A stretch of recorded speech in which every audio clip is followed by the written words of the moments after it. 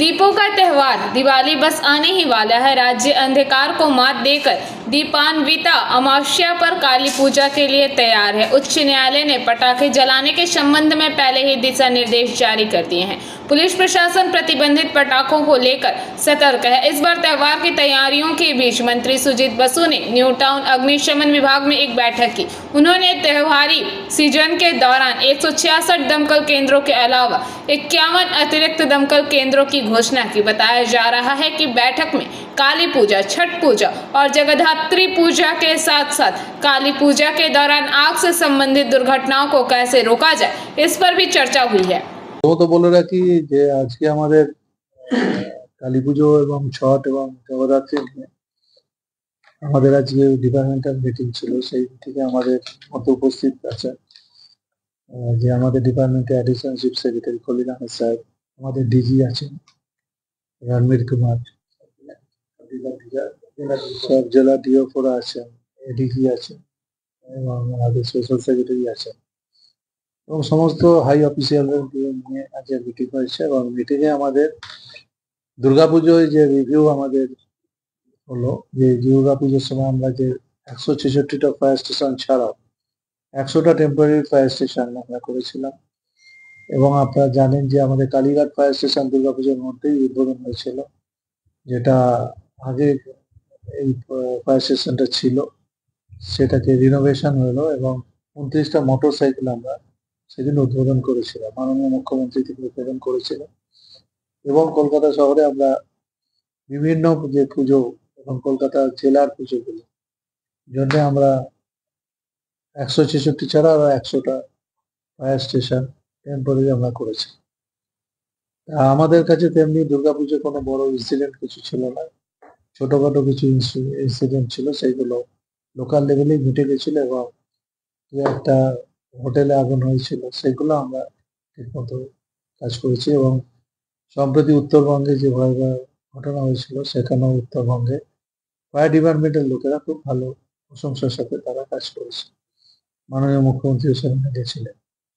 আজকে আমাদের কালী পুজো নিয়ে যে মিটিং হলো, সেইখানে আমাদের এবারে কালী পুজোয় আমরা 51টা অতিরিক্ত ফায়ার স্টেশন, আমাদের 166 ছাড়া 51টা টেম্পোরারি ফায়ার স্টেশন বিভিন্ন জায়গায় আমাদের হবে, করব আমরা। তার মধ্যে কলকাতা আছে, তার মধ্যে বিশেষ করে বারাসাত আছে, নৈহাটি আছে, বাজি বাজারগুলো আছে, যেখানে যেখানে বাজি বাজার আছে সেই বাজি বাজারগুলোতে আমাদের ফায়ার স্টেশন টেম্পোরারি ভাবে থাকবে।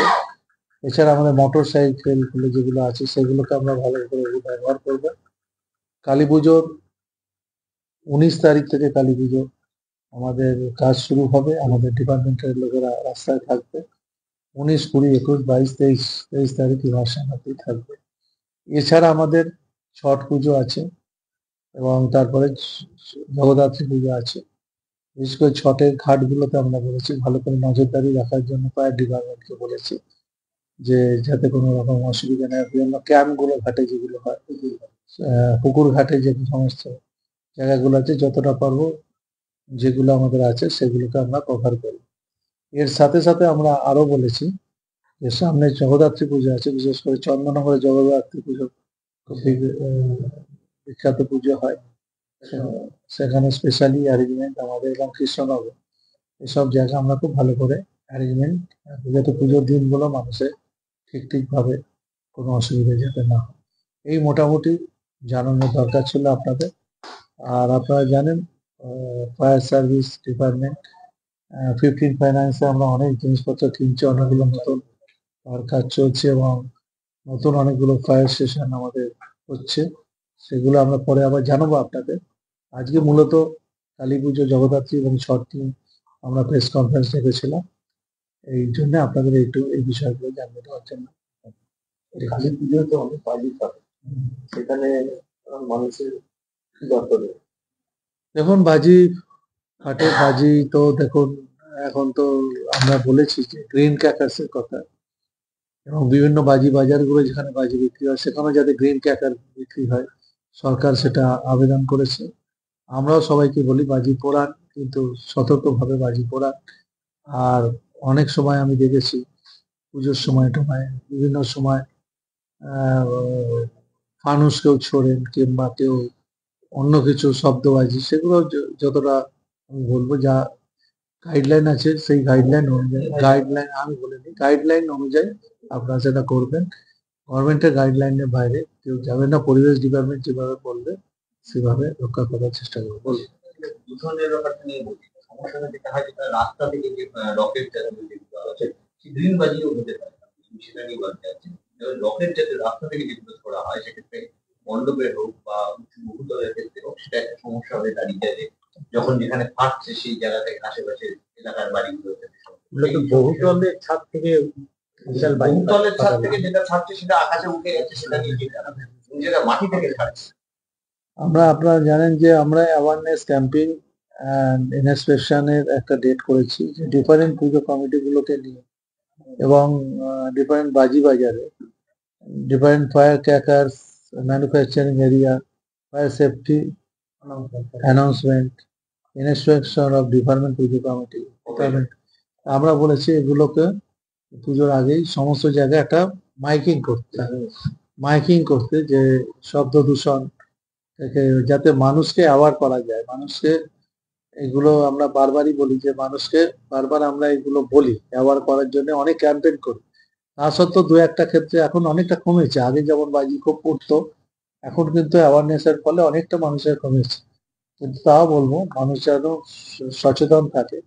একটা উৎসবকে কেন্দ্র করে যাতে আলোর উৎসব, সেটা শব্দের উৎসবে যেন পরিণত না হয়, এটা মানুষের কাছে আমাদের অ্যাপিল থাকবে। সেই অ্যাপিল গুলোকে জন্য আমরা সমস্যাটা ভাসানোর সময় আমরা বলেছি যে যেমন ডিজে বাজাতে আমরা বলি ডিজে বাজাবেন না, কারণ ডিজে বাজালে যেটা পুলিশের নিষিদ্ধ আছে সেটা কেন ব্যবহার করবে, এইগুলো আমরা বলেছি। এবং আমাদের মাইকিংও হবে, আমাদের বাইকে পেট্রোলিংও হবে। আমরা সমস্ত মানুষকেই এই কথাগুলো জানাচ্ছি, আপনাদের মাধ্যম দিয়ে জানাচ্ছি। আপনারা যদি এটাকে একটু ভালো করে প্রচার করে দেন আরো। পুলিশের সঙ্গে তো আমাদের যোগাযোগই থাকে, এটা আমাদের ডিপার্টমেন্টের মিটিং করলাম, পুলিশের সঙ্গে ফায়ারের পরিবেশের সবসময় যোগাযোগ থাকে। Bureau report PBTV news. Raniganj में इतने लग्जरी रूम, वो भी इतने कम प्राइस में। सो मैं बात कर रही हूँ रानीगंज के NSD रोड में लोकेटेड होटल अतिथि इन के बारे में। यहाँ पे आपको फैमिली, फ्रेंड्स और कॉर्पोरेट के लिए रूम्स मिल जाएंगे, वो भी सिर्फ 1500 स्टार्टिंग प्राइस में। यहाँ पे आपको super deluxe room, Dulux room, regular room के साथ साथ प्योर वेज रेस्टोरेंट, जहाँ से आप अपने रूम तक टेस्टी फूड ऑर्डर्स कर सकते हैं। ये होटल हाइजीनिक और क्लीन होने के साथ साथ 27 हेल्पिंग फैसिलिटी भी देती है। High speed wifi, TV with fully AC interior, 24/7 room service, good ambience, clean cupboards, separate geyser facilities, clean washrooms, smoking area. अगर आपका भी प्लान है रानीगंज में स्टे करने के लिए, तो आपके लिए ये एक अच्छा ऑप्शन हो सकता है। आप यहाँ पर रूम ऑनलाइन प्लेटफॉर्म मेक माई ट्रिप से भी बुक कर सकते हैं। अगर आप मेरी वीडियो दिखाते हैं तो आपको मिलेगा एक्स्ट्रा 20% ऑफ। अतिथि इन होटल आपको रानीगंज स्टेशन से 5 मिनट वॉकिंग डिस्टेंस पे मिल जाएगा। और इन्फॉर्मेशन के लिए आप इन्हें कॉल भी कर सकते हैं। Thank you for watching.